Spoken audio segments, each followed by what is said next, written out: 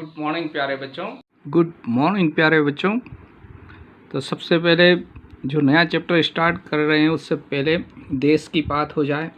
स्वदेशी अपनाएं, देश को समृद्ध बनाएं। इसको अपने को उतारना भी है अपने जीवन में और दूसरों को प्रेरणा भी देना है इस चीज़ की। अब आते हैं आज का चैप्टर, जो टॉपिक ले रहे हैं बच्चों, बहुत इंटरेस्टिंग टॉपिक है। इस टॉपिक को जब बच्चों को मैं पहले से तैयार करके आने का बोलता हूँ तो वो बड़े नर्वस से हो जाते हैं कि सर ये बहुत ऐसा टॉपिक, कॉम्प्लिकेट टॉपिक है, समझ में नहीं आ रहा है। लेकिन मेरा आपको 100% गारंटी, जब मैं ये पूरा आपको पढ़ा दूंगा तो आप कहेंगे कि यार सर ये तो बहुत अच्छा टॉपिक था और हमारे डेली लाइफ से रिलेटेड था और हम इसको नहीं पढ़ते तो बहुत कुछ खो देते। तो आप इसको ज़रूर ध्यान से पढ़िएगा। तो प्रारंभ करते हैं हम इंट्रोडक्शन टू यूक्लिड्स ज्योमेट्री, जो चैप्टर हम नेक्स्ट पढ़ने वाले हैं। 5th चैप्टर है आपका ये, क्लास 9th का। तो इसमें कुछ इम्पोर्टेंट चीज़ें हैं, पहले उसको डिस्कस कर लेते हैं, फिर हम आते हैं यूक्लिड्स पे। ठीक है बच्चों। तो ज्योमेट्री को जनरली, वैसे ज्योमेट्री कई पार्ट में डिवाइड है, लेकिन हम ज्योमेट्री को 3 भागों में हमारे लेवल पे डिवाइड कर रहे हैं। पहला है प्लेन ज्योमेट्री, दूसरा सॉलिड ज्योमेट्री, तीसरा है स्फेरिकल ज्योमेट्री। है ना। प्लेन का मतलब होता है ऐसी सतह जिसमें स्ट्रेट लाइन खींच सकते, सीधी सीधी, है ना, जिसको कर्व शेप में ना हो, वहाँ प्लेन। तो आपका ब्लैक बोर्ड प्लेन में आता है बच्चों, हमारी नोटबुक प्लेन में आती है, जिस पे अभी मैं राइटिंग वर्क कर रहा हूँ ये भी प्लेन में आता है। तो ये प्लेन सरफेस है बच्चों, है ना। ये हमारा सरफेस कैसा है, प्लेन, है ना। और कर्व्ड सरफेस भी हो सकता है। जो स्फेरिकल ज्योमेट्री पढ़ेंगे उसमें स्फेयर के रूप में पढ़ते हैं ना, यानी सर्कुलर प्लेन रहता है और उसका सरफेस कर्व शेप में रहता है। तो ये भी स्फेरिकल ज्योमेट्री क्या होती है वो भी मैं बताऊंगा। सॉलिड ज्योमेट्री, जिसमें सॉलिड फिगर्स के बारे में हम डिस्कस करते हैं।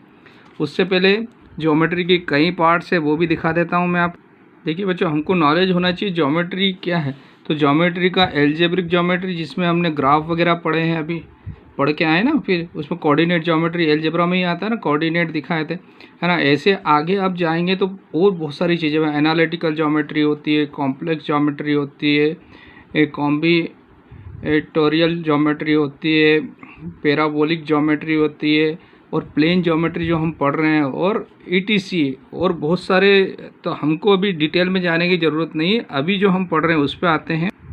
तो बच्चों, प्लेन ज्योमेट्री रहती है 2 डायमेंशनल रहती है, 2 डायमेंशनल, जिसमें एक लेंथ होती है और किसी भी प्लेन जो है, प्लेन सरफेस जो है, उसमें 2 स्ट्रेट लाइन, एक तो लेंथ हो सकती है और एक ब्रेथ हो सकती है, 2 भागों में, यानी उसकी 2 डायमेंशनल बोलते हैं उसको, है ना।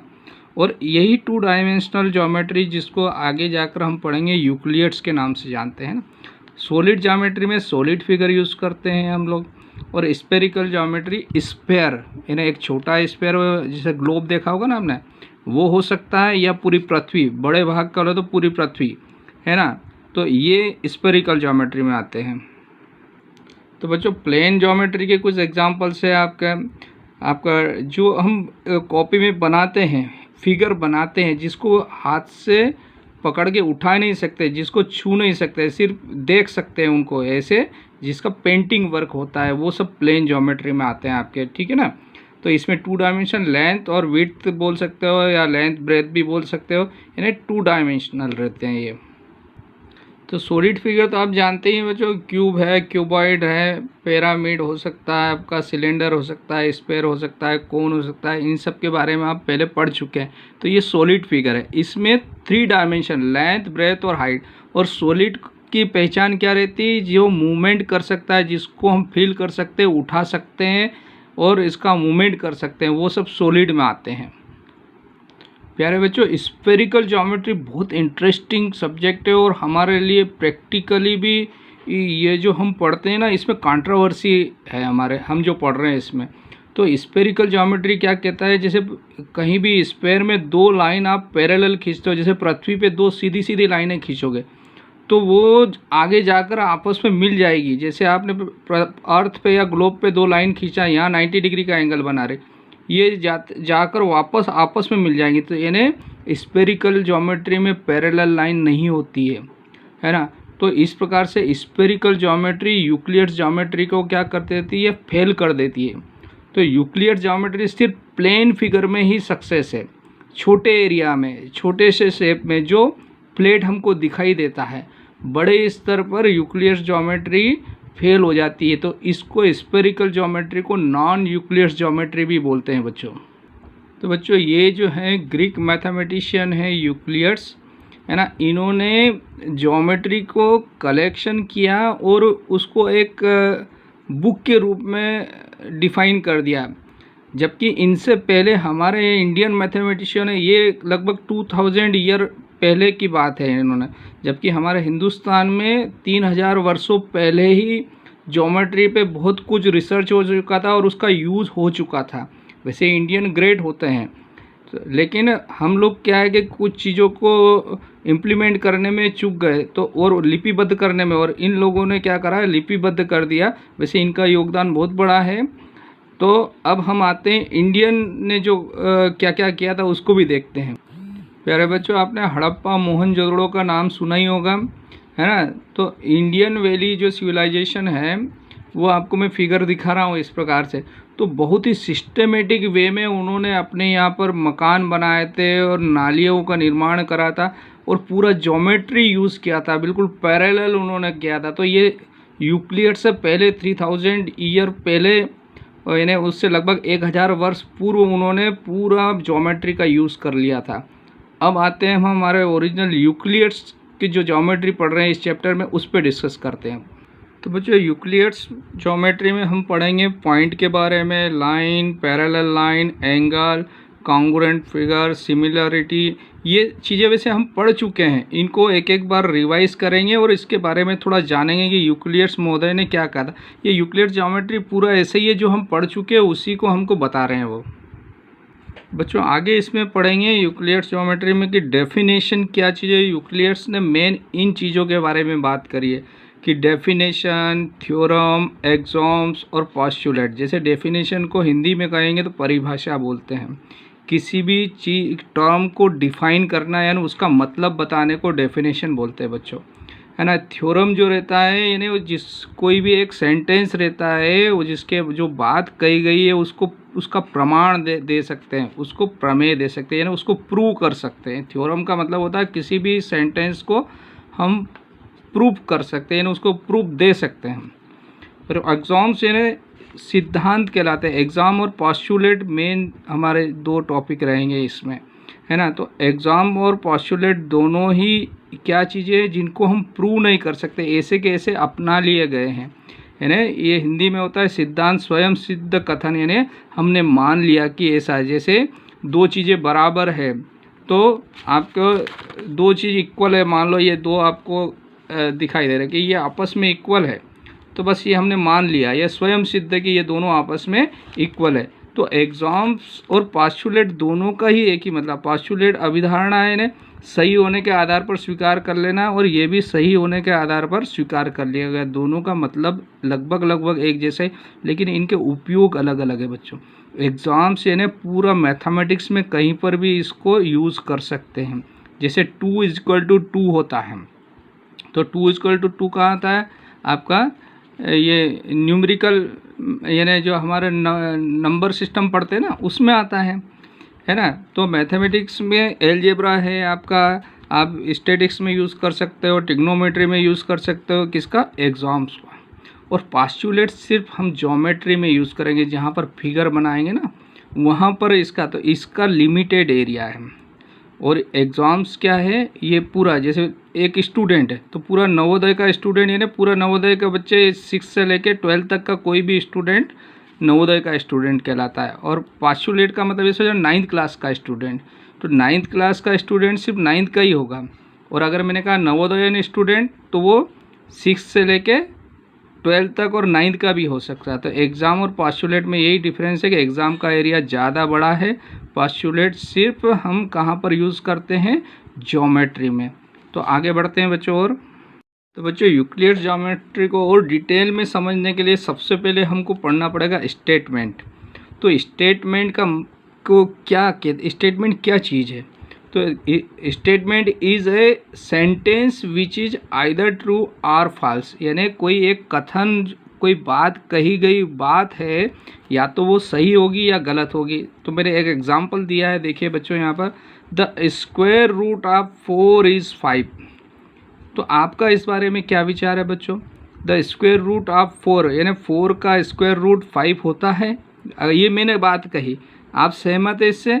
तो आप कहेंगे नहीं सर नहीं होता है, आपका स्टेटमेंट या जो सेंटेंस है वो गलत है, तो दिस सेंटेंस इज़ फॉल्स। तो या तो सेंटेंस ट्रू होगा, अगर मैं इसकी जगह ये लिख देता the square root of 4 is equal to 2, तो ये सेंटेंस सही है और ये सेंटेंस गलत है आपका। तो ये सेंटेंस ट्रू होगा, ये सेंटेंस फॉल्स। तो मैथमेटिक्स में सेंटेंस दो ही प्रकार के हो सकते हैं, या तो आइदर ट्रू और फॉल्स। अब इसका एक दूसरा कंट्रोवर्सी है, वो एग्जांपल मैं आपको दे रहा हूँ यहाँ पर। तो ये देखिए मैंने यहाँ पर लिखा the sum of two different number is always greater than 5। दो नंबर का जोड़ 5 से ज़्यादा होता है। क्या आप इससे सहमत हैं? आप क्या सोचते हैं, क्या जो ये बात लिखी करेक्ट है? तो ये करेक्ट नहीं है, ये सेंटेंस क्या है, गड़बड़ है। देखिए 5 से ज़्यादा भी हो सकता है, अगर x 6 हो और y 7 हो तब ज़्यादा होगा, x 4 हो और y 2 हो, 6 हो गया तो भी ज़्यादा होगा, तब तो ये सही है। लेकिन अगर x 2 हो और y 1 हो, यानी 2 और 1 हो, 2 और 1 3, तो 3 तो बड़ा नहीं हो सकता। तो इसमें कंट्रोवर्सी, ये सही भी हो सकता है गलत भी हो सकता है। तो मैथमेटिक्स में ऐसे जो स्टेटमेंट है, मतलब इस प्रकार के जो स्टेटमेंट है या सेंटेंस है, वो स्टेटमेंट नहीं कहलाएंगे। ये जो सेंटेंस है ये एक प्रकार का स्टेटमेंट नहीं कहलाएगा। So obviously above sentence is not a statement, ये स्टेटमेंट नहीं कहलाएगा। अब बच्चों हम डेफिनेशन, थ्योरम, एग्जाम और पोस्टुलेट के बारे में पढ़ रहे हैं। थोड़ा आगे बढ़ते हैं, तो सबसे पहले लेते हैं डेफिनेशन। तो बच्चों डेफिनेशन क्या है? तो डेफिनेशन को मैं पहले यहाँ समझा देता हूँ। अ डेफिनेशन डिफाइन और explain meaning of a term. ये किसी चीज़ का मतलब बताने को ही डेफिनेशन बोलते हैं। तो जैसे किसी से आपसे पूछा हाइपोटोनियस क्या चीज़ है, तो हम बोलते हैं हाइपोटोनियस को डिफाइन करो, यानी हाइपोटोनियस को मीनिंग बताओ, इसका मीनिंग बताना है ना डेफिनेशन है। तो hypotenuse is a longest side of a right triangle, है ना, ये हाइपोटोनियस की डेफिनेशन हो गई बच्चों, है ना। अब आगे हम डेफिनेशन में बहुत सारी चीज़ें पढ़ेंगे, पॉइंट, लाइन, सरफेस, है ना, अब प्लेन सरफेस। तो देखो पॉइंट को कैसे डिफाइन किया यूक्लिड्स ने, विच हैज़ नो पार्ट, यानी पॉइंट का ना तो लेंथ होना चाहिए ना ब्रेथ होना, लेकिन इसमें हम प्रैक्टिकली संभव नहीं है। जैसे बोर्ड पे बनाएंगे तो बड़ा सारा बनाना पड़ेगा, नहीं तो पीछे वाले बच्चों को दिखाई ही नहीं देगा। तो पॉइंट का वैसे एक्चुअली ना तो लेंथ होती ना ब्रेथ होती, यानी नो पार्ट, एक छोटा सा एक सूक्ष्म शार्प पॉइंट ही डॉट जो है वो पॉइंट कहलाएगा, ठीक है ना। लेकिन इसकी एक्चुअल डेफिनेशन ये देना है आपको, विच हैज़ नो पार्ट, ठीक है। फिर लाइन ब्रेथलेस लेंथ, है ना, ये भी बड़ा टिपिकल है।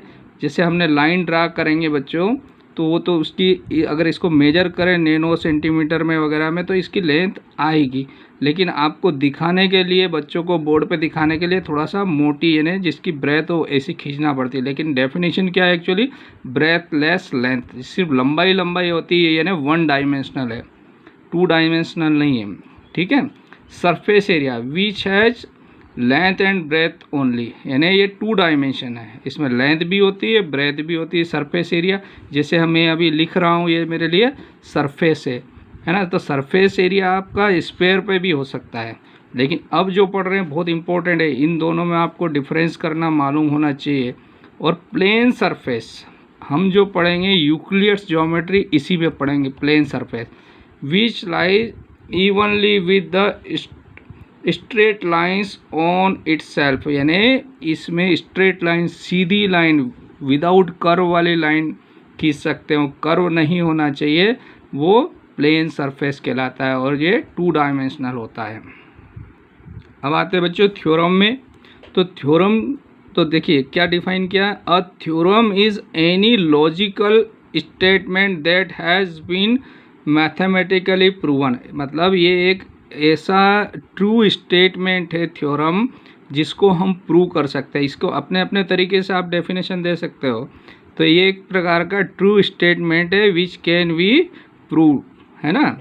अब इसका एग्जाम्पल देते हैं। पाइथागोरस थ्योरम आपने पढ़ी होगी, क्या कहती है पाइथागोरस थ्योरम? इन अ राइट ट्राइंगल, है ना, राइट ट्राइंगल यानी इन ट्राइंगल ABC है जिसमें कोई सा भी एंगल B क्या होना चाहिए? 90 डिग्री होना चाहिए। इन अ राइट ट्राइंगल क्या होता है? Hypotenuse square equal to perpendicular square plus base square. तो the square of hypotenuse is equal to the sum of the square of other two side. तो इसको हम प्रूव कर सकते हैं बच्चों। इसको कई तरीके से आप अभी आगे जाके इसके मॉडल भी बनाएंगे पाइथागोरस पे आधारित। तो इस जिसको हम प्रूव कर सकते हैं, दिखा सकते हैं, जिसको प्रमाण दे सकते हैं, वो थ्योरम कहलाती है बच्चों। वैसे स्टेटमेंट क्या कहलाते हैं? थ्योरम।